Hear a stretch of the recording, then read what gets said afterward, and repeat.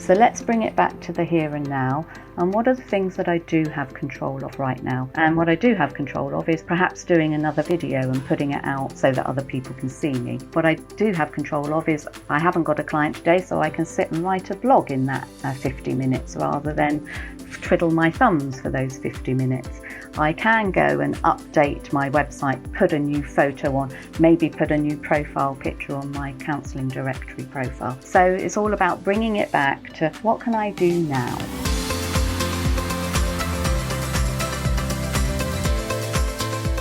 So welcome to the Good Enough Counsellors podcast, which is all about growing a private practice without needing to be perfect.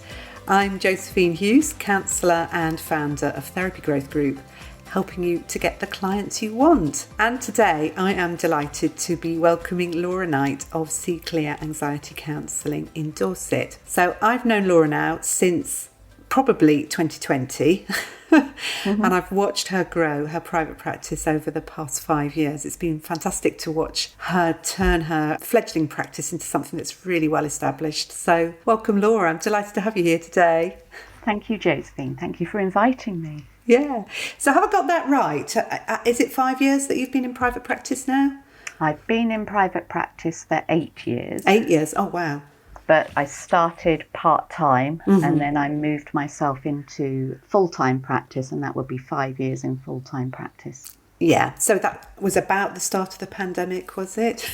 Yeah, it was good timing, wasn't it? I gave in my notice on my full-time corporate job in December 2019. Oh, wow. To open my full-time private practice in January 2020. And of course, as you know, then the kind of first lockdown came in March 2020. So it was a bit of a moment of, oh, have I made the right decision here? But you're nodding because... Luckily, it all worked out absolutely fine. Yeah. Yeah, everything's gone swimmingly, really. Yeah. I mean, what a baptism of fire to have, have left your corporate job and then go almost straight into the pandemic. I know. Yeah. Did you find that your numbers sort of really dipped during that time, or? It was really interesting, actually, because I'd kind of built up through my private practice, and when I decided to go full-time, I had about 20 clients on my books. So it was a good space, and I went, yeah, I'm ready. And I think we kind of knew that things were going to happen with the lockdown. And so I had actually spoken with all of my clients and said, if it happens, maybe we can try online. And I actually did do the counselling tutor online training just to prepare myself for that as well. Wow. Yeah. So that was helpful. Yeah. And yeah, most of my clients, I would say, out of those 20, I think 14 of them said yes, they were happy to go online. So I actually did start full-time with 14 clients. So it was, I suppose, that my practice didn't grow in that time because people really didn't know what to do, did they, then? And inquiries were really low. But I had a base of like 14 clients to work with, which was a relief, to say the least. Kept you going, yeah. So tell us a bit about that combination between your full-time job and your private practice. How did you manage that? Because a lot of people, it's really difficult to know, should I give up work? Tell us how you did it. Yeah, I think I knew almost from when I finished training that I wanted to go into private practice. So I'd kind of got my mind set into that's where I'm going to go. I carried on doing my agency work that I'd had my placement in, and I did that for a couple more years. But through that time, I was thinking about going into private practice. And so I decided I was going to do one evening a week to try it out and see how it goes. And interestingly, I was kind of looking around, working out whether I'd put in some profiles on the directories and all that sort of thing. And then as I was kind of doing the search, I came across something called Bark, which I know some people don't like, but it kind of popped up and said, someone's looking for counselling. And I read through what she was wanting and thought, do you know what, I can work with her. And so I bought these credits and used some credits to contact her. And she said yes. Fantastic, yeah. And then I was like, oh, what do I do now? Because I wasn't really ready. It was just like, oh, there's someone and I think I can work with her. Yeah. So I'll see what happens. And then it was like, okay. So I was going to set up my spare room in my home as my counselling room. That still had all the junk and everything in it because I hadn't started clearing it out. Hadn't thought about a contract. Quickly got myself with an insurance company because on my placement they'd insured me. So yeah, it was all a kind of quick, ooh, what do I do? And actually I saw her in my dining room because that was about the only kind of private, decent space that I had. So yeah, she came and it was going well. And through Bark, I got about 3 or 4 more clients. So all of them were seen in my dining room as I started to clear out the junk. Absolutely. And finally get a room that was kind of, I pulled out furniture from here, there and everywhere to cobble together a counselling room. Yeah. Which has changed phenomenally over the years. But yeah, it was a start. And I think you quite often say, just make that first step. And once you've got the clients, it just kind of all starts to roll for you then, I think. And it really did. It's really interesting to hear you say that, Laura. I mean, one, because of Bark, because I do know people who find it quite helpful. And it's interesting to hear your viewpoint of it as well, because a lot of people don't like Bark, do they? But obviously you made it work for you. Was there anything, have you got any tips on how you can make Bark work for you? I don't suppose you use them anymore, but, No, I don't. Yeah. Yeah, I mean, it may well have changed. I mean, that was, as I say, 8 years ago. So I don't know really, as you say, I don't really need to use it anymore. But I think it was just kind of responding to people straight away. Yeah. And I think even now with what I do in my responses to inquiries is to make it personal to each inquiry. So pick up what they're saying within their emails or their request, and then picking up on those things and saying, oh, that sounds really difficult and I can hear how you've been struggling and, maybe that I've worked with something similar. And I did that in the first one because I'd worked in the agency and I had some experience. And I said, I've worked with similar things with some fairly good results. So I think that I could help you in that area. Yeah. And so I think it's just that, make it personal and answer as quickly as possible. Yeah. Brilliant, thank you. And I think there's that sense of you empathising with the client, showing them your understanding, and then showing how you match what they need, which I think is really helpful, isn't it? And then actually, you've really surprised me actually, because I read your post this morning around anxiety and how, because you work with anxiety, that's your main thing for working with, isn't it? Yeah. And I think it was really noticeable in your lovely post that you did this morning, which was all about how you were going to a performance in London and you made sure you got there early and just didn't want to miss it. So you were putting all these things in place to manage your anxiety. And so to hear that you just started just like that was actually quite surprising to me, really. Yeah. And I think that kind of almost helps with the anxiety, doesn't it?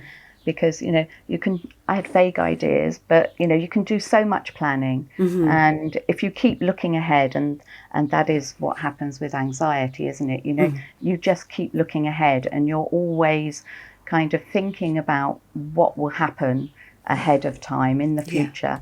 And usually you're thinking about what the worst thing is that can happen, all the things that can go wrong. So actually, just by starting, you're not going into that anxiety space. You're not I call it getting into your time machine and going to the future and kind of living in the future most people with anxiety in a place where it's all disaster and nothing's going to go right for you. Yeah. Whereas actually it's all about being in that here and now and just kind of suddenly being thrown into it to deal with it. And I do quite often say to people that have high anxiety, when there's an emergency or things need doing there and then, people with anxiety are really good at that because they've already prepared themselves for that. Their fight or flight knows exactly what to do in an emergency. It's just, it doesn't know what to do when there isn't an emergency. Yeah. But I'd be really interested to explore, what it's like as someone who has lived with anxiety in the past to embark on private practice and to run a private practice and to cope with, the thought that there might be fewer clients and, it's so easy to go on the counselling forums and people are panicking because they haven't got clients. How do you sort of manage that within yourself as a business owner?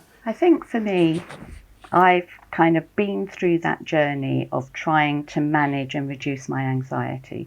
So if I'd started up my private practice in my 30s when my anxiety was very high, or kind of even from anywhere from my teenage years up to my 30s, if I tried to start something like that then, yeah, my anxiety probably would have got the better of me, and yeah, would have probably kind of avoided the typical avoidance that you do with anxiety. But because I've been through my own counselling and also through my counselling training, kind of got myself to a better place, I've actually started to manage that anxiety much more. I haven't got rid of it. It obviously raises its head, and all those what if questions come along, like I put in my post. But it's then about just bringing yourself back into the moment and saying, well, what's happening right now and what can I do right now?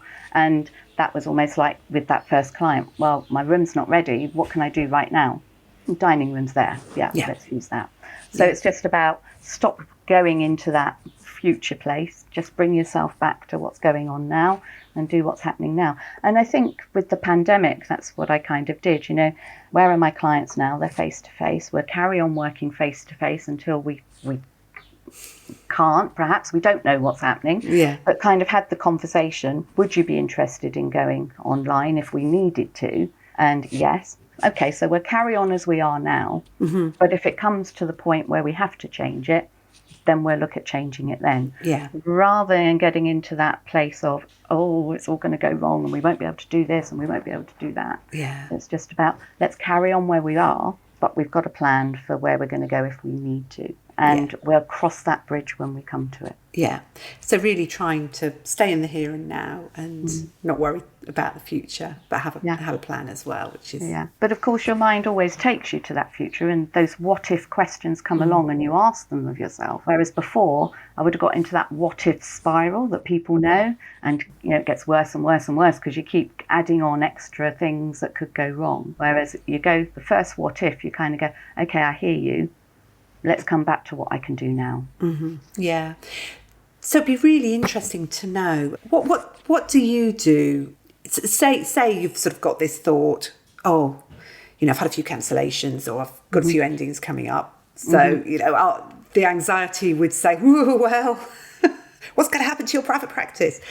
So what are your sort of go-tos, you know, if you've got like gaps in your schedule and that sort of stuff? So private practice, I've kind of taught myself over the years, isn't just about clients. Private practice is so much more. So the clients obviously are what bring our money in and are what we came into doing this job for. You know, that's what gives us the passion and the love of the job. But private practice is about marketing yourself, about doing your admin, about getting things, you know, the day-to-day stuff done.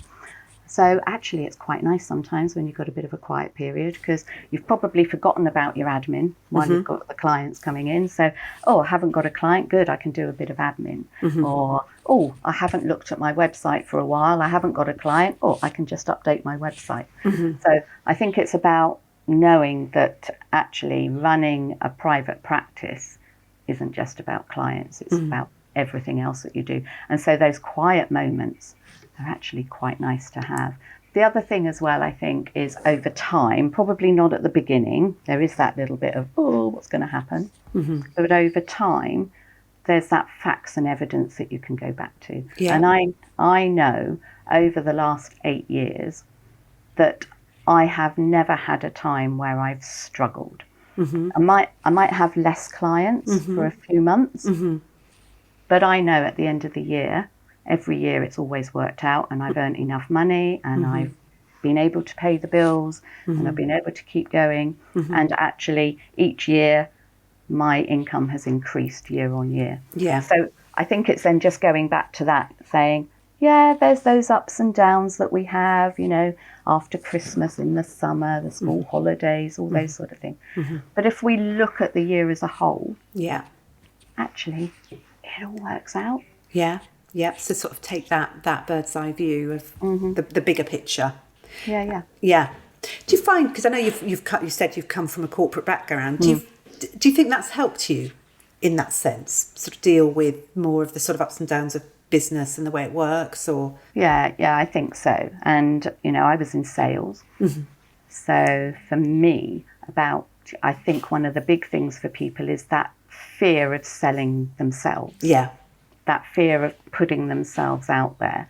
Now, anxiety can also give you that fear, but because I'd had kind of lots of work around doing that, I think that helped me. And that part of saying, I had sales targets to hit every year, get the commission and the bonuses. So I had to push myself to do things and achieve. So I suppose that part is in me. Yeah. If I don't put myself out there and don't push myself, well, am I going to achieve? So I think that really helped. And not that fear of saying, well, if I want to find clients, I've got to be the one that goes out there and finds them. They're essentially not going to come and find me. I don't just sit here and wait for people to come along and say, oh, you work with anxiety. Can I work with you, please? You've got to let people know that that's what you do and find those people that want you. Yeah. And I think that sales background really helped me to do that. Do you have sort of goals and aims? Do you sort of say set out the start of the year and think, well, I want to, in the same way that you would have sales targets set for yourself, think to yourself, I want to be having this many clients coming in and how do I do it? Is that how you work? Yeah, absolutely. And again, there's that forward thinking and not going too far into all the disasters, but do the forward thinking in a way that, you're setting the stall for what you need to do right now. Yeah. I kind of go at the beginning of the year, well, I've got this many clients, so next year I'd like to have, this many more clients. And I also thought of, when I was part-time and I did the one evening, and now I've got enough clients, I could probably fill up a Saturday. So why don't I try that and see where that goes? Oh, that worked. So now I can go to work and ask if I can go part-time. So then I can have 2 extra days and let's see if we can fill those. Oh, look, I've filled those. Now I can go to work and ask if I can actually leave and set up my private practice. So I think just setting those goals for you. I mean, in corporate, we had to do business plans every year and I hated it. It was kind of like from January through to April, they're just doing all these business plans and all these figures and everything. And I thought, I don't want to get involved in all of that again. I've had enough of that. But I just kind of do 5 key points, 5 action points for the year. So that's about how many clients I'm going to get, how I'm going to promote myself and market myself, what other things I might like to be doing, training, and things like, I've introduced, now I'm a supervisor, so I've started that. So one year I kind of said, I'll move into supervision. So just setting those smaller targets myself, not big things, but just those things that keep me moving forward. Yeah. So that was 3. So that was, always will ask you, I have to look them up now. No, I'll have to look them up. Hang on a minute. Exactly, because people are going to be really wanting to know, Laura. Okay, so 2025 goals and milestones. Be the go-to anxiety counsellor in Dorset. In June, I was going to reduce my diary because I felt I was doing too much. So I wanted more time to myself. So this is interesting, isn't it? It was a reduction. So I looked at the hours I was working and I set my hours for each day for the coming year. So I put how many clients I'd have on each day.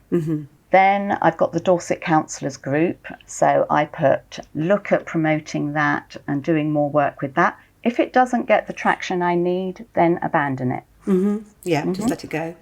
And then this year, look at starting up supervision groups or an OCD group. I haven't done that yet, and I probably won't this year. I was going to say, you have got a new polyvagal training evenings. That hasn't really taken off though. So that was my kind of venture into doing kind of groups and things. I kind of play around with ideas and I've had quite a few ideas over the years. And then I've kind of gone, I've played around with that. I don't really like that. It's not really working for me. So I kind of go, we'll ditch that and we'll go somewhere else. Yeah, you're sort of confident enough to be flexible in a sense. Yeah. I was really struck then by what you said, that you set the number of clients that you want to see in each day. Because I think that can be a really difficult thing, especially when you're just starting out, is that you can end up thinking, so-and-so wants to see me on a Tuesday evening and, I'll say yes because I don't want to lose the client. And yet it sounds like you're very structured you know, you look after yourself, you just have a certain number of people on each day. And that was really important this year because I had been in that phase, you know, coming up to 5 years. And you kind of like, I think when you first start, it's about, seeing as many clients as possible, getting all those clients in. I think one of the mistakes that we make when we first start, and I was certainly guilty of that, is that we set our fee as low as we possibly can because, we're new and we're only just starting and no one will want us to pay that because, you know, all those experienced counsellors out there are charging more. Now when I supervise and work with new counsellors going into private practice, I kind of say, well, you've done the training, you've done your placement hours, you know, this is, now you're qualified and you can charge the same as someone else, you know. But when I started, I think I started at £35 an hour. Snap. And I look back at that now and go, oh my goodness me, what was I doing to myself? Because if you're charging that, you've got to have more clients, haven't you? You know, I've got a mortgage to pay, I've got bills to pay. So, you know, I think you do You're like a fee calculator now, isn't it? And I think that's a great way. Work backwards and say, what do you need coming in, and then work backwards. So I've increased my fees year on year, every year. But when I got to about 50, I was okay. I'm now at 60. But that's also, you know, then I was at a pace where, well, actually, I don't need to work as many hours because I'm kind of charging my worth here. So I think that really helps. If you're listening to this and thinking like me, snap, I haven't been valuing myself enough, maybe it's time to take a look at your fees. And I've got a couple of resources that could help. First is my fee calculator to give you an idea of what you could charge to make your practice sustainable. The link is in the show notes. And if you'd like to learn more about fees, how about listening to episode 50? Are you charging enough as a therapist? But if money and organising your practice feels overwhelming, you can also join Therapy Growth Group, where there's help and training available on things like managing your income over the year, what might be getting in the way of your self-worth with regard to money, and support to raise your fees. There's also weekly coaching calls where you can get the help you need to feel brave. Just go to josephineHughes.com/therapy-growth-group-offer to find out more. And now back to Laura. But also I think COVID was a big thing for me because when I started my private practice and when I was part-time, I had all these big ideas of all those things I was going to do when I was full-time. And I say all those ideas that I had about, might do this and might do that, do training, go in corporate and do training in the corporate world and all these sort of things. And then COVID came, didn't have the new clients coming through and had those few clients that I did have. I was very lucky to have a good COVID. I live on my own. I started the practice and I could work, you know, the hours that I wanted to around that. I went out and took my hours walk every day. I kind of had quite a lot of control about what was going on for me, thankfully. That made me realise how much I did want to slow down. Oh, interesting. I've been working corporate all those years. I mean, I didn't have set working hours when I was corporate. I might leave the house at 6 a.m. to get to Cornwall from Dorset and then do a day's work and then leave Cornwall at 5 o'clock and get home at 8 o'clock. And then sit on my computer in the evening doing all my admin and, you know, and pushing to get my targets and things. And I suddenly realised, why do I want to carry on doing all that when I'm running my own business? And so actually, as I slowed down in COVID, I went, this is what I want to do. And right at in the middle of COVID, my first grandchild, we were going through the process of my first grandchild coming, and it was like, actually, I can have time with my family, with my grandchild. So I stopped working Fridays so I could look after my grandchild on the Fridays. And it was like, okay, I'm going to slow down now. Now, that means that you have to be strict with your diary. So I put at the back of my diary what spaces I've got for clients on which days. And then I put the names of the clients that goes into those slots. And what I'm started to do as well, if they're on holiday or some of them are fortnightly or whatever, I block those out on my diary, on my calendar, on my website, so that people can't book into those spaces. And then I'm like, oh, well, I can do an introductory, and then I'll try and find a space for you, which is what I was doing a lot of. Whereas now it's all blocked out. I know exactly where I am. I know how many hours I'm working each day. Yeah. Always have a 2-hour lunch break as well. Fantastic. Tell us about your 2-hour lunch break then. It just really gives you decompression time, or? Yeah, absolutely. That hour's walk that I was doing during COVID, loved it. Yeah. Especially in the middle of the day, as you say, just to decompress, kind of get myself back grounded and things. So now I kind of go out for a walk for an hour, come back and have some lunch. Actually, go out for a walk, that's also moved into the gym now. Not that I'm enjoying it, but but playing football with my grandson, I kind of think, I need to do a bit more than just walking. So sometimes it's a walk, sometimes it's going to the gym and then having my lunch. But it's just that time to myself in the middle of the day, and then, get back into work after lunch. Fantastic. So tell us about fitting in the fortnightly clients then, because do you have sort of like, so say you wanted 20 clients a week, would you allow yourself, say, 25 hours or something, so that you can fit everybody in? Yeah. I generally, on the whole, I usually have between 25 and 27 clients on my books, but I'll be working with about 15 to 16 a week. Yeah, because some will be fortnightly and some popping in. And usually I try and put my fortnightly clients into each other's spaces. So if I've got one, then someone will fit into the next one, and I'll talk to them about that. If they start and they want fortnightly, we'll talk about that. It does sometimes mean that if we have holidays or bank holidays and things like that, there might be a month before they'll see me next. We have a chat about that. Usually when they've been working with me for a while, that's okay. Early doors, perhaps it's not, but there's always a space somewhere that you can kind of fit them in. Someone's on holiday, or they're not coming that week. So you find that works out. Right. Yeah. Brilliant.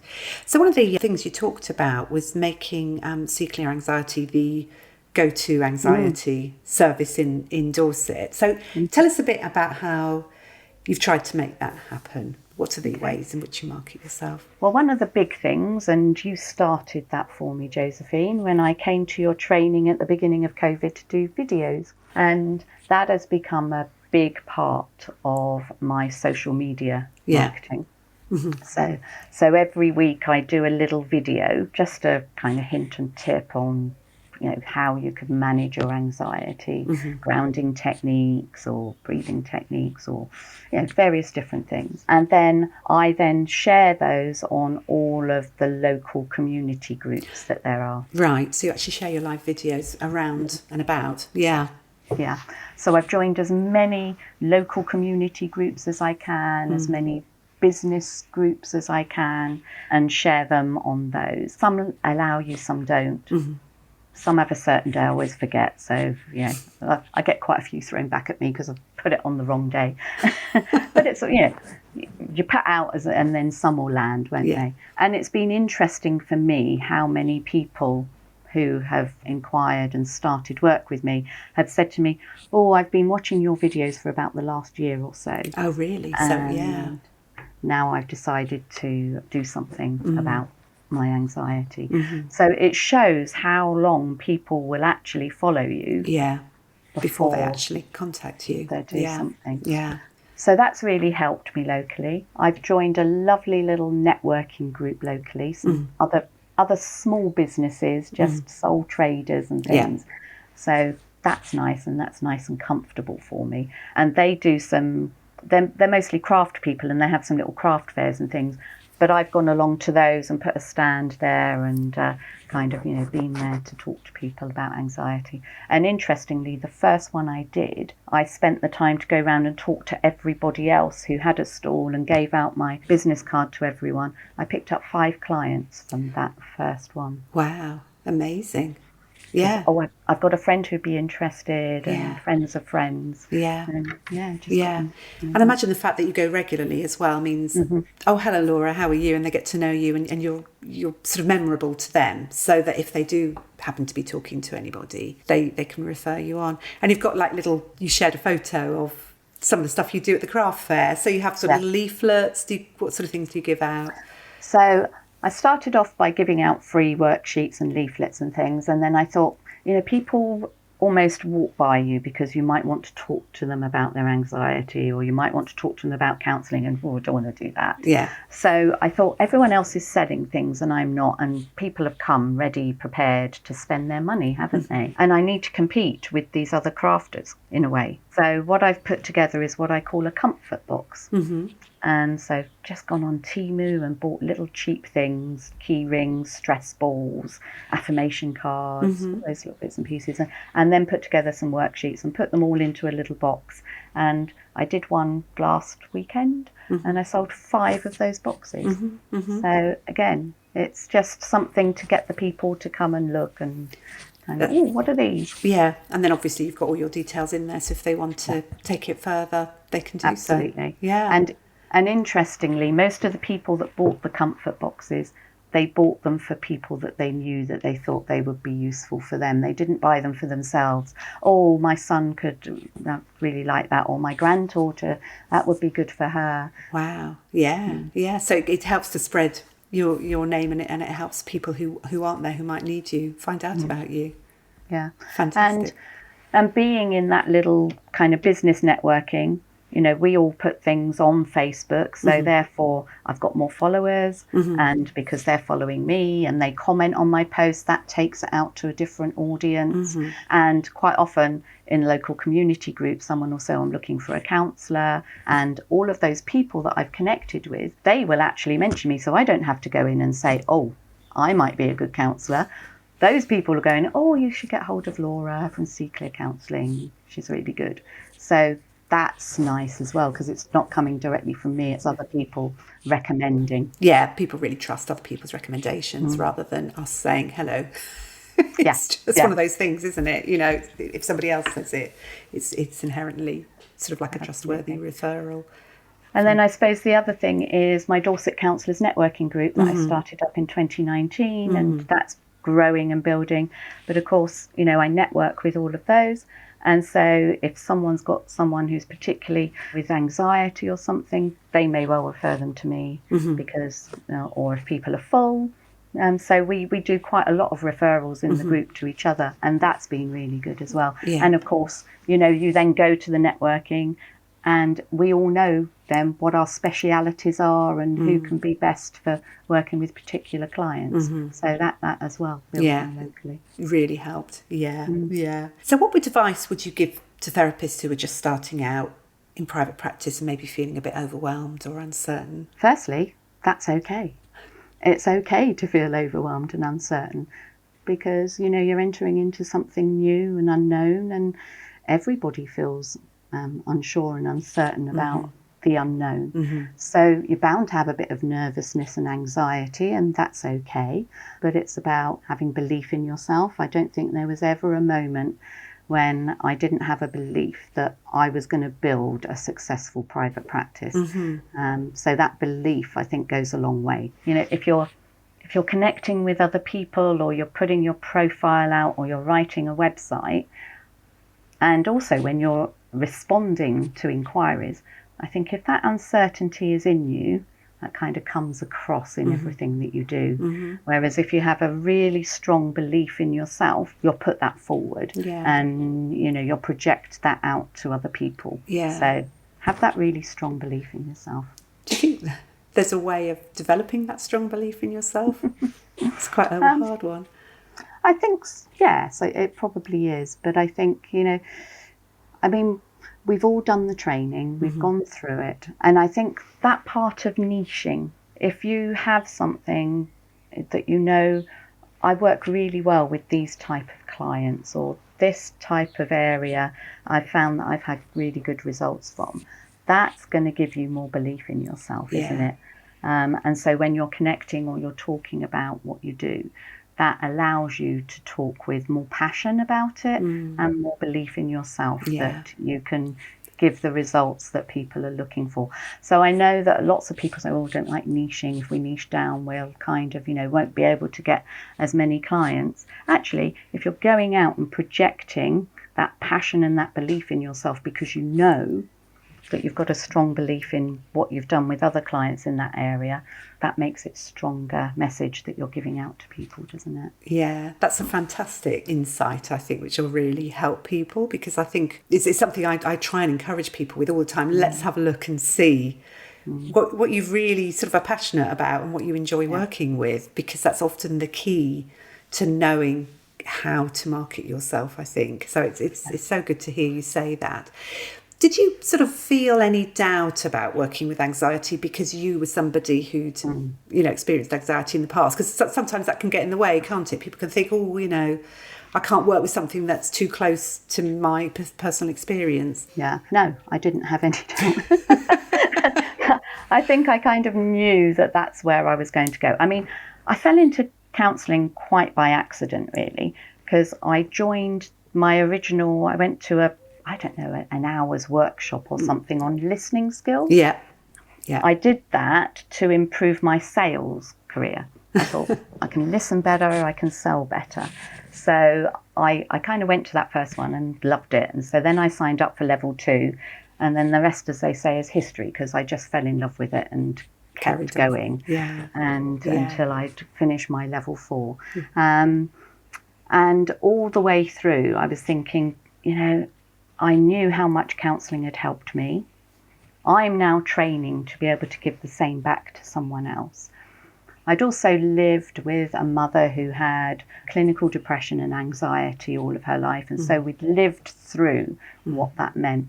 And I think as I went through my training and realised how much those childhood experience contribute to where we are in our adult life, it was like, why wouldn't I want to be able to give back to people who have lived in that environment of anxiety and almost kind of started creating that anxiety for themselves from that environment, and then things kind of happen in life and kind of build on that. So I think I knew straight away when I kind of came out, that's where I'm going to focus, because I know that counselling can make a difference. I know it made a difference for me. It didn't make a difference for my mum, because she always thought, well, why do I want to talk about my childhood and why do I want to talk about all this stuff in counselling? And I kind of thought, oh, if only my mum had done that, how much different her life would have been. So, I knew straight away. And actually, I think my own experience, as long as I'm kind of careful about where I share that, I think it helps. But I'm okay about sharing, my bullying at school and how that led to my anxiety and how all those what-ifs came along. Like I said in that post the other day, actually, there are still parts of that are there, but now I know how to manage that. And it means that I'm enjoying life and I'm doing all those things that perhaps I stopped myself from doing before. So why wouldn't I share some of that with other people? Yeah.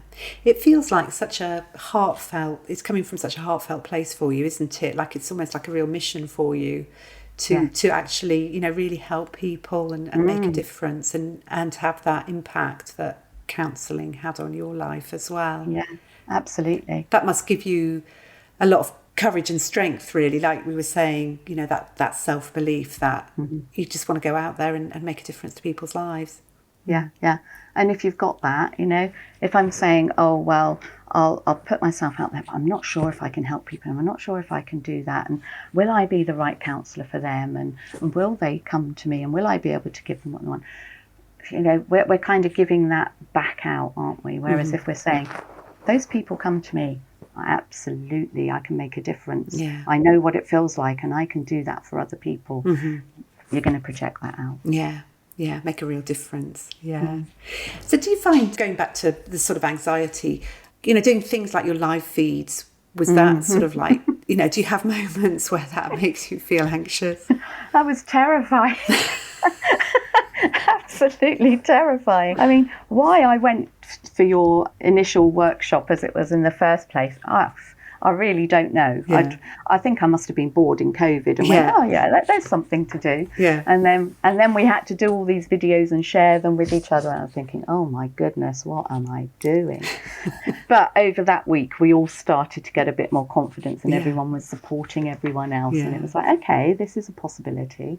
And then I remember the very first one that I did. Oh, I was shaking like a leaf, and Yeah. you could hear it in my voice. And the fear of, that initial setting it up and everything, still that fear every time it's all going to go wrong. Yeah. But yeah, I look back now on that first one and thought, that was terrible. Why would anyone have watched that, and what on earth would they got from that? But I kept going, and through COVID, they were actually quite long videos that I did, and I did them live and people came on, and I kind of made them much more interactive. Yeah. I've kind of moved away from that now because I don't really have the time and things, but I kind of realised that people were interested, and people were interacting, and people wanted this. So I think over time you then get through that, and actually now I've done so many of them because I do them more or less every week, and have done for the last 5 years. So you've done about 250. Probably, yes. My goodness. But now it's kind of almost just say, okay, I kind of think about what I want to say. I do a little practice in front of the mirror, just hoping that I've kind of got my words right around what I want to say, and then it's just right, let's just go on and do it. And so, yeah, it's like all things, it's what I say to all my clients, the fear of doing something is much worse than actually doing it. Yeah, yeah. So, and it's proved to be so sort of helpful as well, hasn't it? Have you had ever any times where things haven't gone as planned, maybe either on a live feed or something to do with your business, and how did you handle it? Live feeds, definitely, yeah. Stopping halfway through, and then you kind of like, and then it goes out live and it's stopped you halfway through, and it's like, okay, well, just delete that then, do another one. Somewhere I've been sitting there and I've chatted away and then gone to put it out live, and for some reason it's not there. Yeah. No, where did it go? What happened to that? So again, okay, I'll either do another one, or it's like, oh well, we just missed this week, I haven't got time to do another one, sort of thing. So certainly in that. And I think in business, well, there's all sorts of things that can go wrong with business, isn't there? But I don't think we'll ever have things that are just so terrible that we can't find our way back from them. I mean, there's various clients that I've had that I look back on now and think, okay, I didn't quite do that right with them. Probably had a few sessions and then they've left, and you're going, why have they left? And then you look back on it and you go, oh, well, I know why they left. I can understand it now. With a bit of distance, you can see. Yeah. But I don't think we can beat ourselves up about those things. We're all human, aren't we? So we've kind of, again, that's something I've learnt over the years. In the past, well, that would have been an absolute disaster, and I'm never going to go and put myself in that space again because it's never going to work out. Whereas, over time, being able to manage my anxiety more, it's about, okay, well, where's all the facts and evidence of what happened before that and what's happened since that? And, from a CBT point of view, it's always about gathering those facts and evidence and bringing yourself back to the here and now, rather than, oh, that went wrong that time, so that means everything that I've ever done like that has gone wrong. And then you look back and go, well, no, actually, all of these times before, it all went well, didn't it? So that was the one that didn't quite go the way I wanted it to. Showing the ratio of what goes well versus what goes wrong. Yeah, absolutely. It is about noticing that, isn't it? I think a lot of the time, like you say, the facts and the evidence, and it's so easy to go down that path of thinking, I haven't got any new clients, and then maybe you look back and you think, well, actually I've had 5 new clients this month, or that sort of thing, isn't it? You do need to actually look and correct your brain sometimes, because it wants to go down that path of anxiety, doesn't it? So definitely. Yeah. I mean, that's the natural path that our brain takes, isn't it? We know that our brain is made for survival, so it's always going down the survival path. Yeah. And of course, when things go well, our brain doesn't have to hold on to that Yeah. because we're surviving and things are going well. Yeah. But, when things go wrong, that's when our survival could be at risk. So our brain kind of, Latches onto it. yes, soaks that up, and then that's the bit that we bring to mind each time because, our survival is at risk. That threat to us is so scary. But we just have to remind ourselves that our brain hasn't held on to all the good things, so we've got to take ourselves to that place. Yeah. So how would you apply that to sort of like looking at the success of your private practice, do you think? How do you almost sort of course correct your brain if it's going down that way? What will you do? Yeah. I mean, that typical one when, you haven't got enough clients and you think you're never going to get any clients and, it's all going to go wrong now in your private practice. What was the point of starting private practice? Yeah. Because you can't get the clients. Whereas actually just give yourself time and they do come, and it does work out. So, don't go into that catastrophizing, as we call it, Yeah. So, just kind of keep doing what you can do. Yeah. Just keep putting yourself out there. I heard you say recently about rewriting your profiles because, how often do we write a profile and then just completely forget about it? But actually, they're the things that we can go into and update and keep us going. My website, doing blogs, I haven't done some for a little while, but I know I've got to do some more because, again, that keeps your website being seen, doesn't it? So there's always something that you can move to, that you can do that will help you to be seen. And it's not going into that panic and thinking no one's going to be able to find me. It's about, well, how do I now move into a space that will help other people find me? Absolutely. What are the extra things that I can do that I'm not doing right now? And there's something around the regulation of your emotions around that, I think, isn't there? To actually, and it's interesting what you said earlier, just going back to, now I sort of welcome having a bit of a quiet space because I think, I'll see my private practice as a whole and I can get on. Because I think, we go into that panic state and then our brain just freezes, really, doesn't it? And I think there's something around being able to bring ourselves back, to regulate ourselves in that quiet space so that we can then say, I could do some work on my website, or I could go out and meet someone, or whatever. Yeah.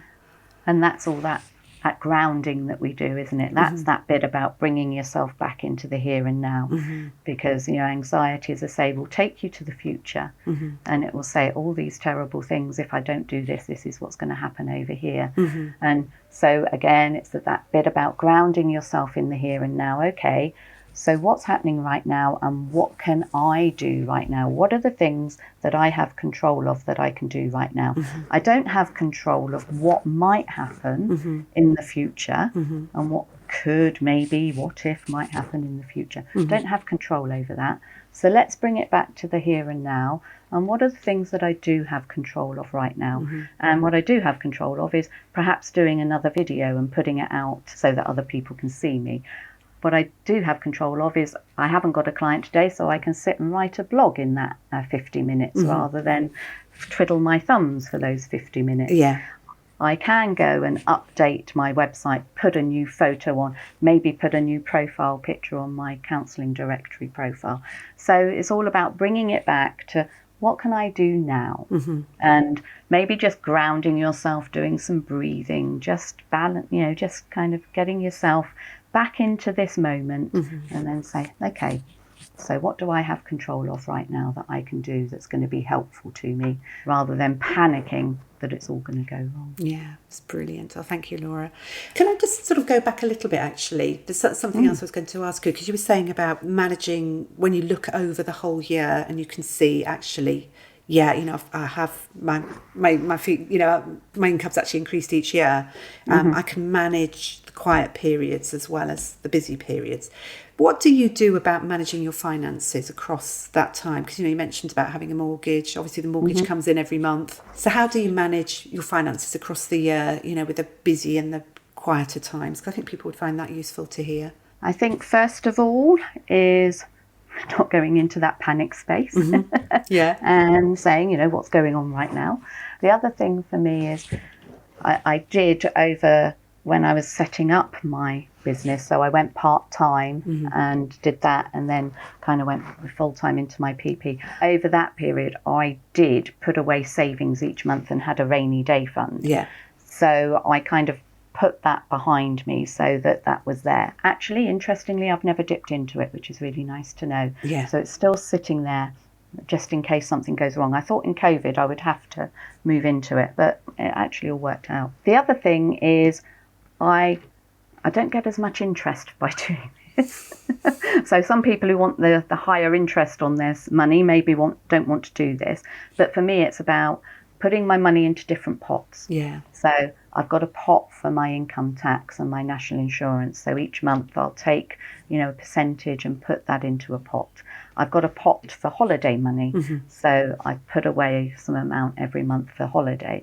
I've got a pot for my car just in case, because cars are expensive, aren't they? So, got a little pot of money. So each month I just take little bits of money and put them into the different pots so that I know I've got money for those things that come along. Yeah. And do you know what? If I'm having a quieter month, then maybe my car pot won't get some money that month, or my holiday pot won't get some money that month. But overall, I'm kind of keeping those little bits going. So I think it's just about kind of, what do I want to say? It's just about having, I suppose it's that belief again, isn't it? That it's all going to be all right. And if I just keep my pots of money there, that if I need to, I've got different pots to dip into if I have to. Yeah. But overall, I know the basics is kind of, So I know that at the end of each month, I'm going to transfer so much money into my personal account to cover the bills and my mortgage and things. And if at the end of the month that's all I've got, well, that means that I don't go out for the meals, and I don't kind of go and buy a new dress or a new pair of shoes. Yeah. Yeah, so you just manage it across the month and manage it across the year. Because I think that's one of the things that people worry about so much is the cyclical nature of how private practice can be with the quieter times over the summer and the Christmas holidays, that sort of thing. So it's helpful to hear how you manage it. So thank you. Yeah, but I must say, in the 8 years, I've never been in a space where I've thought it's just not going to happen this month. Yeah. And if it's a slow month, I'll catch it up the next month. Yeah. Yeah. Because maybe I'll get a few more clients and might just have to work. I might have to open up a slot, maybe have an hour lunch break one day a week, just to open up that extra slot to make up that additional that I need. Yeah. Laura, we're sort of running out of time now. So I just want to say, it's been just so great to hear how you run your practice. And I'm sure it's going to really help a lot of people, especially those of the listeners who do panic a bit about numbers and whether or not they're going to be able to make it work. And it's so reassuring to hear you describe how you've made it work and how you cope with the inevitable ups and downs that we encounter. So it's been brilliant. Thank you so much. No, thank you. And I suppose the final message is, don't let anxiety get the better of you. Don't keep hopping forward to the worst case scenario in the future. Just keep bringing yourself back to the here and now. And what can you do right now? Brilliant. That's a fantastic, really helpful thing to say. Thank you. Oh, before we finish though, Laura, how can people find you? So my website is See Clear Counselling. So search for See Clear Counselling. I'm on Facebook, and again, that's See Clear Counselling Anxiety Specialist. I'm on Instagram, See Clear_counselling. Yeah, they're the main places that people can find me. Brilliant. And if people are in Dorset and want to join the Dorset Counsellors Network, then we've got a Facebook group. Look up Dorset Counsellors Network, or just send me an email to Laura at See Clear Counselling, and I'll let you know how they can join the group.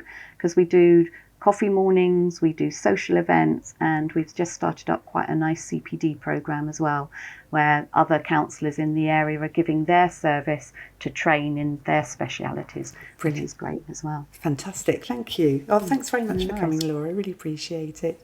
I think many of us are aware that running your private practice can feel like a roller coaster at times. One week you're full, the next you have cancellations and endings. But I loved Laura's thoughts about looking at the evidence over time. Her approach to see your private practice as more than just clients and to use your time on things that you can actually control, such as your marketing, is something I really agree with. Now, I also know that mirroring and connection can be something that really helps us to ground ourselves. And this is why I offer support in Therapy Growth Group. You don't have to do private practice on your own. And my group coaching calls are often a wonderful opportunity to ground yourself by talking with other therapists and getting support when you're going through a difficult phase. I'd love to help you with your private practice, so do get in touch with me via my website josephinehughes.com if you'd like some more information about how I can help. Thanks for listening. Do come and join my Facebook community, Good Enough Counsellors. And for more information about how I can help you develop your private practice, please visit my website josephinehughes.com. If you found this episode helpful, I'd love it if you could share it with a fellow therapist or leave a review on your podcast app. And in closing, I'd love to remind you that every single step you make gets you closer to your dream. I really believe you can do it.